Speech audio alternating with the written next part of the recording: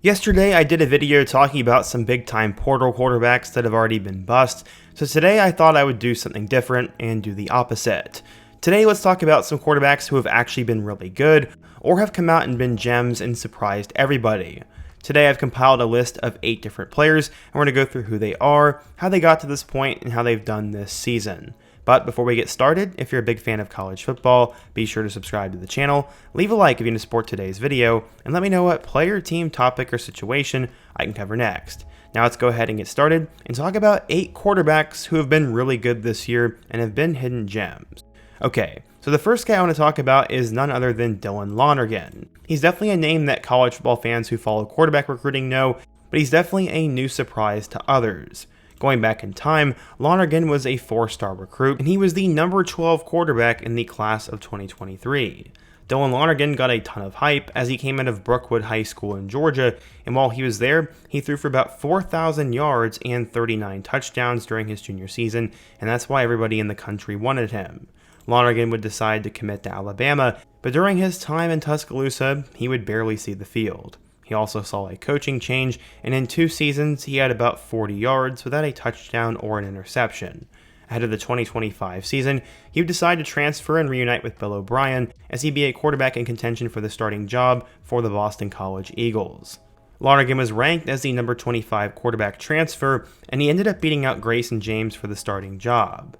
So far in 2 games for the Eagles, Lonergan has looked really solid. While the Eagles are 1-1, he ended up finishing with 268 yards and 4 touchdowns in Week 1 against Fordham, and then in a double overtime loss on the road against Michigan State, Lonergan threw for 390 yards and 4 touchdowns. He has yet to throw an interception, and I think he gives Boston College a decent chance at being good this year, and he's definitely one of the best pure college quarterbacks they've had in quite some time. Lonergan's a guy I've been high on for a couple of years now, and it's cool to see him doing really well.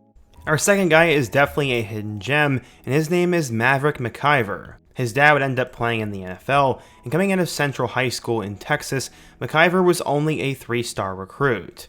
In fact, he was the number 19 dual-threat quarterback in the country, and would get a chance to commit to Texas Tech all the way back in 2019. McIvor was really good while he was there, and ended up having 52 touchdowns as a senior. McIvor would arrive at Texas Tech, but would never get a chance to play. He then transferred to Abilene Christian, where he became one of the best quarterbacks in the FCS. Over his 3 years in Abilene, he'd end up finishing with over 8,000 yards and over 60 touchdowns. Because of that, he became the number 52 quarterback in this year's transfer portal, and nobody's really talking about him. He ended up at Western Kentucky, and so far through a couple of games, he's been nothing but incredible. He has a total of 941 yards with 10 touchdowns and only 1 interception. He also has 1 more score on the ground, and WKU is currently 2-1. The Hilltoppers always have good quarterbacks, and it looks like McIvor is just the next one in line.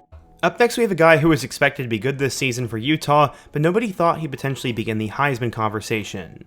Devon Dampier was a big-time deal at one point as he went to Saguaro High School down in Arizona, and while originally he was on track to being a blue-chip recruit, he'd ultimately end up only being a 3-star. Despite passing for 2,300 yards and running for another 1,300 on the ground, Dampier would end up having to go to New Mexico. During his 2 seasons with the Lobos, Devon was incredible. This past season, he threw for 2,800 yards and 12 touchdowns, and also ran for 1,200 yards and 19 touchdowns. Turnovers were by far his biggest issue, but he still was highly sought out in the portal, as he ended up becoming the number 22 overall quarterback and committed to Utah. He'd end up following his offensive coordinator to Utah, and he would now replace Cam Rising. So far in 2025, Devon has led them to 2 straight wins, and he has 398 yards and 5 touchdowns, and has also run for another 100 yards and a touchdown on the ground. Devon has also not had a turnover, and Utah looks to be back and better than ever, and he's definitely one of the most fun quarterbacks in the country to watch. For our fourth guy, we're going to talk about Auburn quarterback Jackson Arnold. A few years ago, if you would have told me that Arnold was not at Oklahoma and had also been somewhat underwhelming, I would have thought you were crazy. This is because this guy was a 5-star recruit after passing for more than 7,000 yards and 67 touchdowns and rushing for 1,600 yards and 35 touchdowns at Denton Guyer High School. Arnold would arrive at Oklahoma in 2023 and started in their bowl game and then started part of last year. He only combined for about 2,000 yards and 16 touchdowns, and he was just not very good. It was a huge mess, and Arnold would transfer to Auburn. He was considered the number 13 transfer quarterback in the country, and so far with Hugh Freeze, he has been excellent. He's passed for 359 yards and 3 touchdowns without an interception, and has also run for 142 yards and 2 scores on the ground. He led them to a quick victory over Baylor, and then this past weekend they ended up beating Ball State.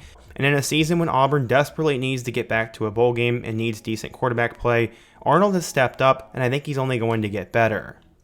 One of the most shocking players on the list has to be Jaron Sagapolutele. He was a guy who is a true freshman right now for Cal, and going back in time, he was the next big thing out of Hawaii. He ended up putting up ridiculous numbers while he was there, as he had over 10,653 yards and set the Hawaii all-time passing yards record. After being a 3-star recruit and originally committing to Cal, he was bumped up to a 5-star and ended up going to Oregon. He then decided to transfer from Oregon after just a couple of weeks and went back to Cal after Fernando Mendoza ended up going over to Indiana.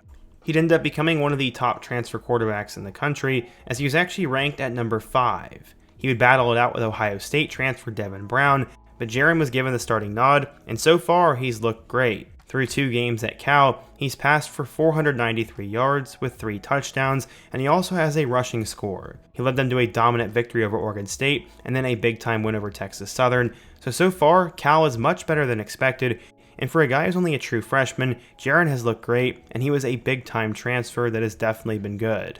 Our next guy we're to talk about is Houston Cougars starting quarterback Connor Weigman.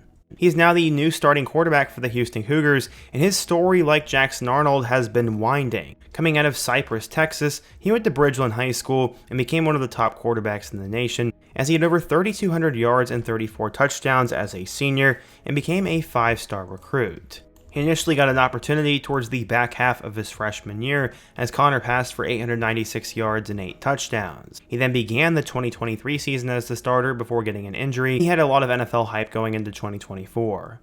Unfortunately, it was a dumpster fire for him, as he only had 800 yards with 3 touchdowns and 5 picks. He battled an injury and was benched in favor of Marcel Reed.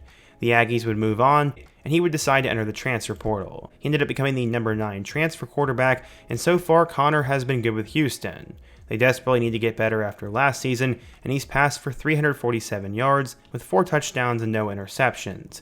He also has a rushing score, and more importantly, Houston is 2-0. They beat Rice and Stephen F. Austin, and they are trying to compete in the Big 12, and it looks like Connor has elevated his play and gotten back to how good we thought he could be. At number 7, let's go ahead and talk about Mizzou's new quarterback, Beau Pribula. I'd argue he's been one of, if not the most impressive transfer quarterbacks, as he has really been good. Beau ended up going to Central York High School in Pennsylvania and was an absolute winner while he was there. He was a die-hard Penn State fan, and he put up good numbers. In total, he passed for nearly 6,000 yards and 73 touchdowns through the air, 1,200 yards rushing and 33 scores, and he ended up becoming a 3-star recruit who went over to Penn State. Beau was a backup his first 2 years to Drew Aller, and he got on the field a bit, combining for 9 touchdowns through the air and then another 10 on the ground. Many thought that if he could get his own opportunity, he could be a really good player, and there was that whole controversial thing during the college football playoff. As I said, he was the number 12 quarterback in this year's portal class and ended up at Mizzou. Despite being in a 2-way battle with Sam Horn, Beau would eventually win out, and Sam Horn got hurt, and he's been incredible. He's passed for 617 yards and 5 touchdowns and then an interception, and he's also run for 2 more scores on the ground. He helped them dismantle Central Arkansas in their first game, and then orchestrated a huge win against Kansas in the border war. Beau has looked like one of the better quarterbacks in the SEC so far, and was named one of the players of the week. I think he's only going to get better, and he was an absolute gem from the portal. And last but not least, we cannot help but talk about Florida State quarterback Tommy Castellanos. I've been one of his bigger haters, but he has completely proven me wrong. Coming out of Ware County High School in Georgia, he put up unbelievable numbers while he was there, as he passed for 7,700 yards and ran for 3,700 more. He was a 4-year starter and a 3-star recruit who ended up at UCF. After playing in just a couple of games, he would transfer to Boston College, where he became the first quarterback in BC history to pass for over 2,000 and rush for over 1,000. He was really good, but he needed to limit his turnovers. In 2024, it was a mixed bag, as he got off to a decent start, but once he was benched, he decided to leave the team. He also started talking a lot of trash, But Castellanos ended up becoming the 23rd best quarterback in the portal, and Florida State was banking on him becoming a star. So far, he has been pretty solid, as he's thrown for 389 yards and 3 touchdowns and doesn't have an interception, and also has 85 yards rushing and a touchdown. Obviously, the big feat for him was beating Alabama in Week 1, as he talked a bunch and ended up backing it up. He didn't play much last week against East Texas A&M, but we'll see how he can do the remainder of the season, and he definitely looks confident and looks like he'll be pretty good.